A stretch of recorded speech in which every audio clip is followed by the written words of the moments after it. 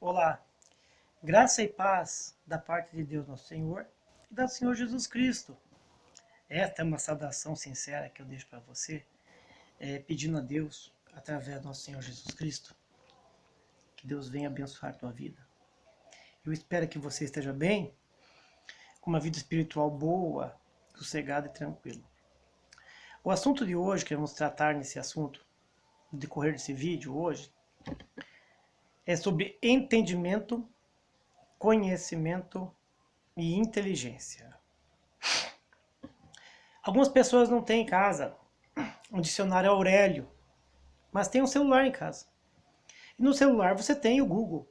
Você pode procurar no Google a definição dessas três palavras: conhecimento, entendimento, inteligência. Há uma quarta palavra que é sabedoria, mas vamos tratar nesse momento de duas palavras, que é entendimento e conhecimento. Depois vamos tratar sobre sabedoria e inteligência. Vamos começar por entendimento e conhecimento. Conhecimento é tudo aquilo de informação que existe na Terra. Pode ser uma informação escrita, desenhada, esculpida, uma informação gravada na pedra, na madeira. Qualquer tipo de conhecimento, ele é gravado e guardado para que a posteridade possa acessá-lo, né? Então o conhecimento leva a gente à informação, e essa informação ela faz daquele conhecimento, daquele conjunto de ideias, entendeu? De ideias, conhecimentos, um dogma, vamos dizer assim, um dogma, né? Aí você vai analisar aquelas informações e vai ter conhecimento daqueles fatos ou acontecimentos, leis, normas. Aí você tendo o conhecimento, você vai saber usar aquilo, né? E vai tirar daquilo, naquele momento, daquele conhecimento, uma solução para algum problema, passando alguma dúvida. É muito fácil você entrar hoje em dia no Google e ver uma receita de bolo. Você vê o bolo prontinho, a coisa mais linda. Ó, aquele bolo gostoso que o irmão faz em casa, né? Que a tua mãe fazia, que aquela pessoa de mais idade, que você tanto quer bem, da igreja ou não, aquela pessoa de idade faz aquele bolo tão gostoso, né? Aí você quer fazer um parecido, ou quer fazer um igual, né? Você quer saber como é que faz, aí você procura a receita, né? E como é que você vai conhecer aquele bolo? Através da receita. Então você vai pegar no Google ou no livro de receita e vai digitar ali, ou procurar na página X ou Y, aquele determinado assunto, né? Que é a receita. Por exemplo, bolo de fubá. Aí você vai lá aprender como é que faz, né? Mas quer ver qual que é o ingrediente. Você vai aprender também qual a ordem de você colocar aqueles ingredientes. Porque você não pode colocar ingrediente antes do outro, não pode dar problema, né? No final do bolo, né? E depois você vai aprender a temperatura certa do forno, o tempo de, de amadurecimento da massa, né, que a gente fala que é descansar, ou também o tempo de esfriar, né, e assim por diante. Como servir aquele bolo, o que pode acompanhar aquele bolo num almoço, num jantar, num café da manhã, um evento. Então a vida espiritual é quase igual. Eu pego, por exemplo, esse bolo, né? Então o conhecimento é tudo aquilo que está registrado. Falando biblicamente de conhecimento, a Escritura Sagrada, a Bíblia Sagrada, ela é um conjunto de livros, um conjunto de conhecimentos. Ali tem profecias, relatos, repreensões, exortações e todo tipo de conhecimento, uns bons, uns mais duros, severos, né? Outros mais leves, né? E você vai aprender tudo sobre aquilo, conhecimento.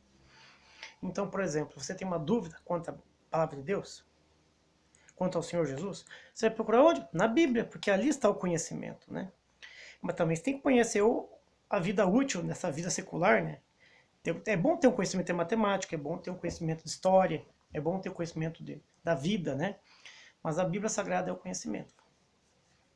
Entendimento, o que seria? Entendimento é aquilo que você compreende, entende, ela te dá um norte, uma forma reta, olhando para frente, para você entender através daquela guia. Então, por exemplo, o Espírito Santo A pessoa Espírito Santo em si, ela nos dá uma guia, a guia Espírito Santo. E ela nos dá um entendimento. Assim como o cavalo põe a tapadeira dos dois lados, a gente coloca no cavalo para ele seguir reto no trabalho de lavoura, para ele não se distrair. Então, a gente faz assim o cavalo, coloca a tapadeira. Então, o Espírito Santo de Deus, ele nos fecha do mundo do pecado e nos dá um norte, um conhecimento, né? Através da Escritura Sagrada. Então, o entendimento é diferente de conhecimento. Entendimento é a aplicação prática do conhecimento da Bíblia. Como é que você vai ter entendimento se você não conhecer a Bíblia? Como é que você vai fazer um bolo se você não conhece a receita? Então, esse vídeo hoje relata um fato que tem acontecido na congregação cristã no Brasil, nos testemunhas de Jeová e nas igrejas adventistas. Geralmente essas denominações, elas são contra qualquer conhecimento que não esteja de acordo com a doutrina deles. Eles lançam uma doutrina humana e tentam biblificar essa doutrina. Não sei se o termo está certo, talvez eu esteja criando um neologismo aqui, uma nova forma de falar. Eles pegam uma doutrina e tentam inserir na Bíblia a doutrina deles. Quando tinha que ser ao contrário. Nós tínhamos que pegar uma doutrina da Bíblia e aplicar na nossa igreja, como as igrejas cristãs fazem, né? Toda igreja evangélica cristã, seja ela antiga, mais formas mais antigas, as primitivas, as pentecostais, neopentecostais, né? Vamos dizer assim, as protestantes mais duras, que tem mais tempo, vamos dizer assim, as mais antigas, né? Que tem mais de 200, 300 anos aí, umas da Contra-Reforma, umas da Reforma, né? Todas as igrejas cristãs aplicam conforme está escrito na lei da Escritura, no Testamento, e criam uma doutrina em cima. Aí a gente tem que parar e pensar com entendimento se essa doutrina é do homem ou se essa é a doutrina de Deus. Então Deus dá pra gente entendimento, conhecendo a Escritura, e conhecendo a Escritura, a gente vai ter entendimento. Então, veja que fácil, né? Conversei com um irmão aqui de uma denominada seita, né? E conversei, na verdade, conversei com dois, né? Mas conversei com um irmão de uma seita, e eles são totalmente contra ler a Bíblia. Eles até leem a Bíblia lá escondidinho em casa, mas eles não... A pregação que é feita a eles, a lavagem cerebral, é para eles não estudarem a palavra de Deus, não esquadrinharem, não conhecerem, serem analfabetos bíblicos. E essa é um exemplo do que eu vi muitos anos na congregação cristã no Brasil. Eu vi muitos anos. Não foi um ano, não foi dois, foi muitos anos, né? E tenho visto até agora, depois que eu saí de lá, já vai fazer 14 anos, eu tenho visto até hoje os mesmos fatos. Pessoas analfabetos bíblicos, que só conhecem a história por forma oral, assim como no passado tinha lá no Velho Testamento, não leem a Escritura, né? E utilizam uma escritura muito antiga, uma versão muito antiga, que já foi selecionada assim pelos líderes da igreja para dificultar o entendimento das pessoas, o conhecimento da verdade, que vai dar o entendimento. Porque se a pessoa tiver entendimento, ela sai de lá. Então, vamos abrir a cabeça daquelas pessoas hoje através de 2 versículos, de 2 capítulos da Bíblia, do Novo Testamento, né? O primeiro capítulo que eu vou ler para vocês aqui, ele está no livro do Evangelho segundo São Mateus, né? Ele está lá em Mateus 22, 29. Vamos achar na Bíblia aqui. Deixa eu achar a Bíblia aqui. Opa! Mateus eu tenho marcado, já separei aqui, vai ficar mais fácil de a gente procurar. Então eu marquei, vou aqui marcar a página, né? Aqui na Bíblia Sagrada. Estou utilizando uma edição, né? Edição do João Ferreira de Almeida. Olha, essa edição aqui é revista e corrigida, né? Na grafia simplificada. Então aconteceu um episódio em que Cristo foi interpelado pelos fariseus, né? E aconteceu o seguinte. Eles perguntaram sobre uma mulher que teria falecido e vários homens tomaram ela, tal. E perguntaram, é uma pergunta capciosa, tentaram botar o Senhor Jesus numa pegadinha, né? E o que aconteceu?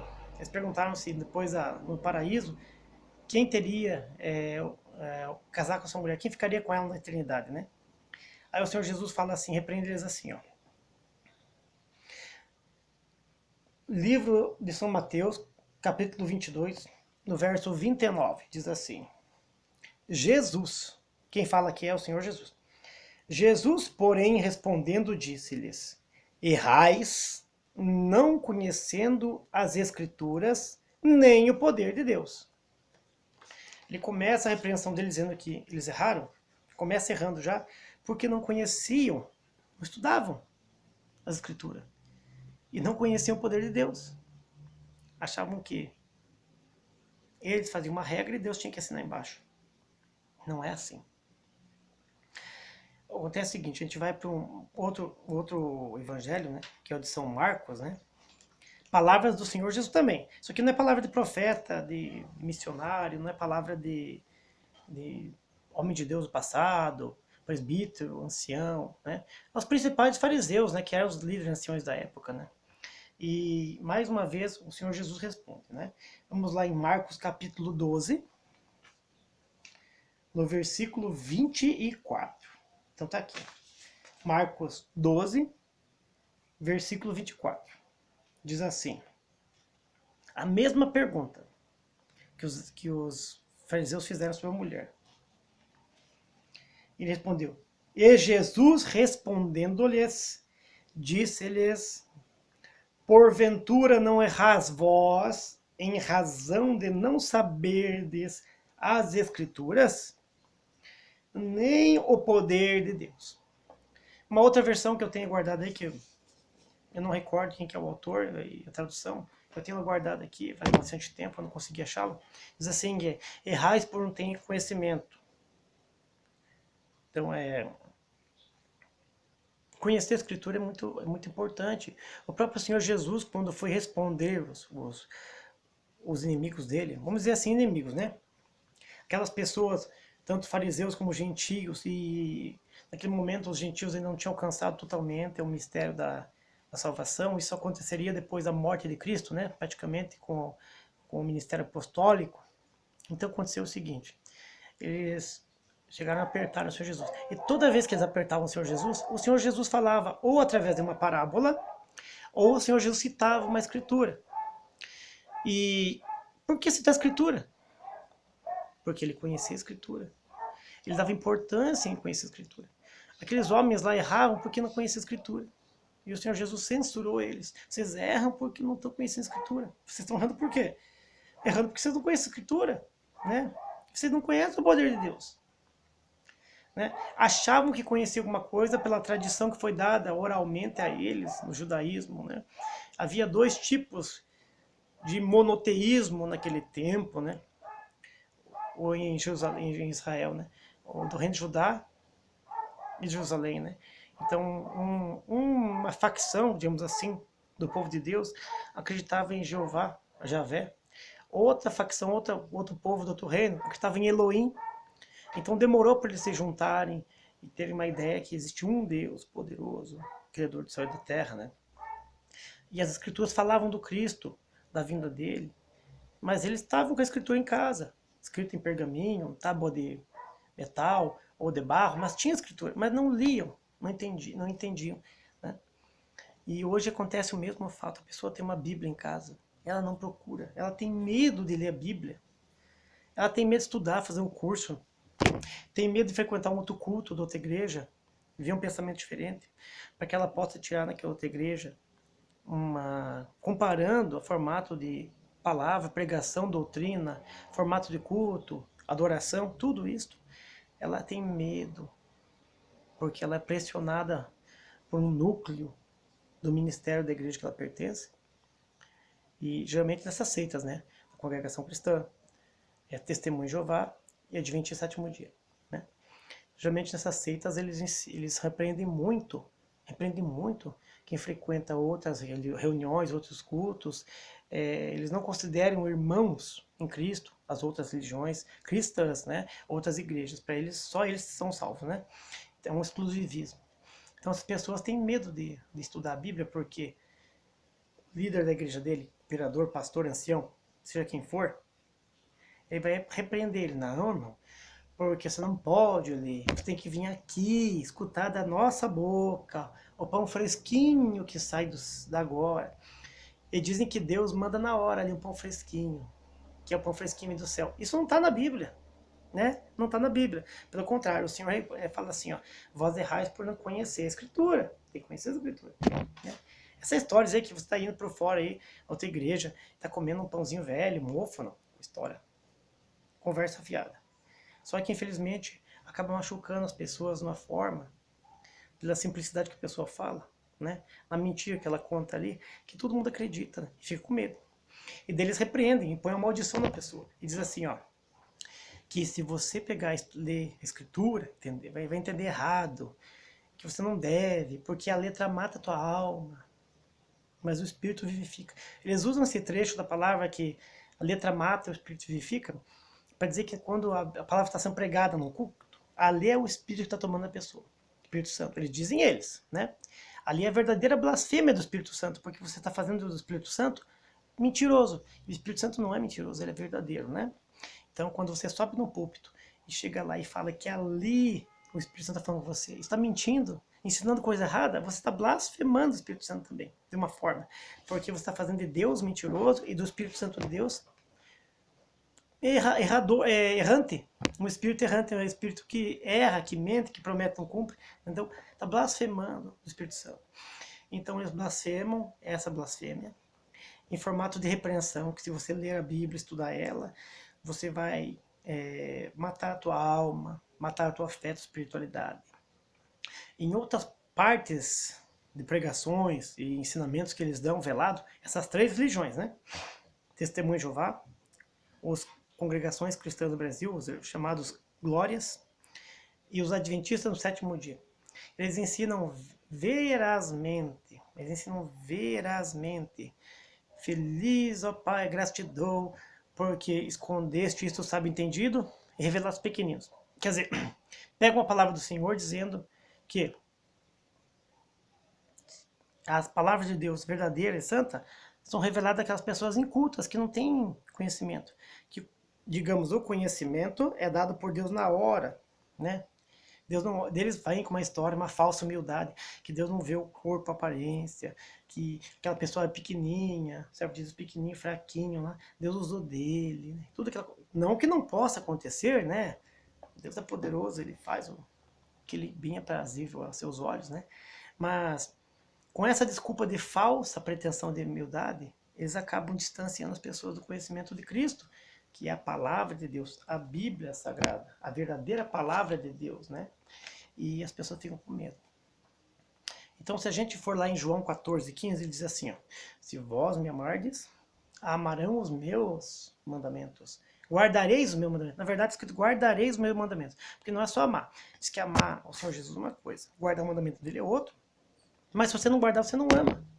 E o mandamento dele é este: crescer na graça e no conhecimento. Graça e conhecimento. Graça não é a graça da salvação. É graça em espiritualidade, em dons, em fazer a obra, anunciar o evangelho, aprendendo da Escritura Sagrada, ossificado da verdadeira graça, que foi a morte do Senhor Jesus na cruz, né? Que foi o ato da morte, né?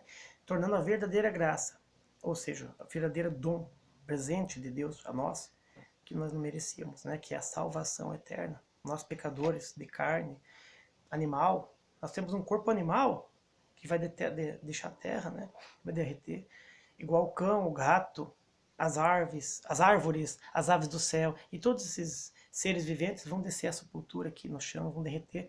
Então nós somos um corpo que se corrompe, né? E Deus, através do seu Filho Jesus Cristo, não olhou para nossa baixeza, nossa fraqueza carnal e nos concedeu o dom da salvação, da vida eterna. É através do quê? Da graça, que foi a bênção maior que teve, o favor imerecido, a morte, a entrega do Senhor Jesus na cruz. Ele se entregou, ele já veio com esse propósito, vou morrer por eles, né? Aí ele veio morrer por nós, por mim, por você, para nos dar a graça, né? Olha, é um favor merecido, o direito à salvação. Aí vem 2 ou 3 fundador de igreja aí, que funda uma seita e fala que lá é a graça, lá é o caminho, e blá blá blá, e o povo, coitado, sem conhecer a escritura, acaba seguindo essas pessoas, né? Então, se a pessoa começar a ler, você, irmão, você, irmã, começar a ler a Bíblia, você vai ser livre, vai ser liberto. No começo do vídeo eu falei sobre inteligência e sabedoria. É análogo a... Isso é muito parecido, né? Mas não é a mesma coisa, né? É análogo ao texto quando eu comecei a falar já no começo do vídeo, né? Sobre conhecimento e entendimento. É a mesma coisa. Inteligência, irmão, inteligência, irmã, e caríssimo que está me ouvindo, né? Diferente da sua doutrina, fé ou religião que você está praticando, sendo você cristão, eu te digo que inteligência você tem muita. Todo mundo tem inteligência. Porque inteligência é algo nato, algo que nasce com o ser humano. O ser humano é inteligente. O ser humano põe o dedo no fogo, queima ali, ele já tira o dedo. É de imediato, é uma coisa natural que o ser humano tem. Foi dado a ele esse reflexo. Então a inteligência é um reflexo da alma. Então tudo que é bom, a gente aprende com os erros, com os defeitos e com as coisas boas, né? Você não precisa pegar e botar o dedinho no mel lá para saber que o mel é mel. Você sabe que ele é doce. Se você já provou alguma vez, alguém já te falou o que é doce e o que é mel. E também não precisa botar a mão no fogo para saber se ele é quente. Alguém te falou que ele é quente. Ou você, no engano da vida, aí, quando era criança, tocou numa coisa quente, queimou a mão. Então já sabe que o fogo queima e que o mel é doce, né? Então essa inteligência assimila e dá um norte para nós. É inteligência. Agora, sabedoria é diferente de inteligência. Sabedoria não é todos que nascem. A sabedoria é algo que você adquire com o tempo, que é a forma de você nortear o teu conhecimento através do entendimento. Você tem uma rede de conhecimentos, né? Matemática, física, direito, português, história, né? E também as escrituras sagradas, que é o mais importante de tudo para a vida do cristão. As escrituras sagradas, né? Então você vai juntando conhecimento e vai tendo um norte, que é o entendimento. E através do entendimento você vai adquirindo sabedoria, que é uma maestria, uma forma de você lidar com problemas, dificuldades. Tem pessoas que têm um problema desse tamanho e entram numa dificuldade grande para sair dele, porque não tem conhecimento do que gerou aquilo, de como se desenvolveu aquilo, e se aquilo realmente é um problema, e acaba fazendo daquilo um grande problema, porque não tem sabedoria, não tem a forma magistral de poder lidar com aquilo. Então a sabedoria, ela é muito mais do que conhecimento. É a aplicação do conhecimento de uma forma que você possa ser proveitosa a você e ao próximo, não ofendendo a Deus. Então a sabedoria que vem de Deus, como Salomão pediu, né? Salomão pediu para Deus sabedoria não para ficar rico, não para dominar outras igrejas, outras nações, dominar mulheres, dominar culturas, ter pedra preciosa, ou ter a vida eterna, ou ter um corpo mais bonito. Ele não pediu a Deus sabedoria para ficar forte, para levantar pedregulhos enormes, né? Ele não pediu sabedoria para ter as melhores carruagens. Não pediu. Salomão pediu sabedoria a Deus para servi-lo, para poder guiar um povo, sem fazer que o povo erre. Essa é a sabedoria de Deus. A sabedoria, ela é humilde. Ela está muito assimilada ao nosso ego, né? Ao nosso interior, né? E então a sabedoria é a forma de qual você usa o entendimento, aplicando os conhecimentos que você tira onde? Da Bíblia Sagrada, a palavra de Deus. Então tá bem claro. Entendimento e conhecimento são diferentes, da mesma forma que inteligência e sabedoria são diferentes, né? Então o tema hoje da palavra que eu estou dando para vocês hoje aqui, nesse vídeo, né? Não é pregação, estou dizendo um esclarecimento da Bíblia Sagrada, esse termo, né? Nesse vídeo hoje, nesse canal, é para você estudar a Bíblia e deixar de lado aquelas pessoas que são contra a leitura da Bíblia, né? Acontecia um caso assim muito semelhante lá no Novo Testamento e aconteceu hoje nessas seitas que tem por aí, né? Nas seitas. Então eu vou ler um trecho aqui do que aconteceu. A gente vai entrar no livro de São João, no capítulo 12. Livro de São João, capítulo 12. Evangelho, né? Evangelho. e do versículo 37 ao 43. Né? Aqui está a Bíblia Sagrada. Né? Nós vamos pegar aqui o livro de João 12, o versículo 37. Né? Diz assim, vou fazer uma leitura rápida e breve. Eu falo muito rápido, vou aproveitar. Diz assim: e ainda que tenha feito tantos sinais diante deles, não criam nele. Para que se cumprisse a palavra do profeta Isaías, que dizia assim: Senhor, quem creu nossa pregação e a quem foi revelado o braço do Senhor. Por isso não podiam crer, pelo que Isaías disse outra vez: cegou-lhe os olhos, endureceu-lhes o coração, a fim de que vejam com os olhos, mas não vejam, e compreendam no coração e não se convertam e não os cure. Isaías disse isto quando viu a sua glória, a glória do Senhor Jesus, e falou dele. Apesar de tudo, até muitos dos principais creram nele, mas não o confessavam por causa dos fariseus, para não serem expulsos da sinagoga, porque amavam mais a glória dos homens do que a glória de Deus. Então também tem aquele caso das pessoas que não querem buscar conhecimento, porque eles estão numa igreja, assim como é a sinagoga, né? Tinha os fariseus lá, que eram os líderes da sinagoga, o partido dos fariseus, né? Tinha os anciãos mais velhos lá, né? Os sumos sacerdotes, assim por diante. Então eles tinham medo dos fariseus. Alguns dos principais, ou seja, algumas das pessoas que tinham inteligência espiritual, conheciam a Escritura. E não criam nas palavras do Senhor Jesus, que ele falou. Como nós citamos aqui, ó, e não errais por não conhecer a Escritura. Ou seja, procurar ler a Bíblia e conhecê-la. E quem me ama, guarda os meus mandamentos. São palavras do Senhor Jesus. Entendeu? Alguns dos principais sacerdotes lá, dos fariseus, acreditaram. Alguns creram. Mas mesmo assim não seguiam a verdade.